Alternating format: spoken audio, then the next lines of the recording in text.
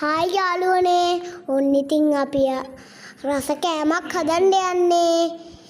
මඤ්ඤොක්කයි මාළුයි රොටියි හදන්න යන්නේ.